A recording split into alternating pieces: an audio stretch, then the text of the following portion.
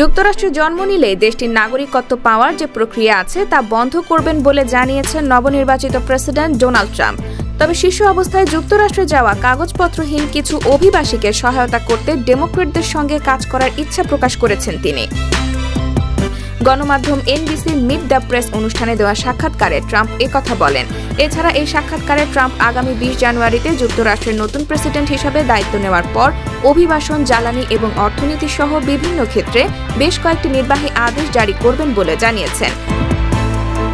অন্যদিকে অভিবাসন প্রসঙ্গে ট্রাম্প এনবিসিকে বলেন, তিনি নির্বাহী আদেশের মাধ্যমে তথাকথিত জন্মসূত্রে নাগরিকত্বের বিধান বাতিলের চেষ্টা নেবেন।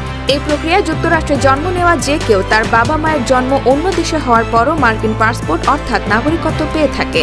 জন্মসূত্রে নাগরিকত্বের এই বিধান যুক্তরাষ্ট্রের সংবিধানের 14তম সংশোধনীতে উদ্ধৃত আছে। এতে বলা হয়েছে, যুক্তরাষ্ট্রে জন্ম নেওয়া সবাই যুক্তরাষ্ট্রের নাগরিক। তবে ট্রাম্প বলেন, এই নিয়ম বদলাতে হবে।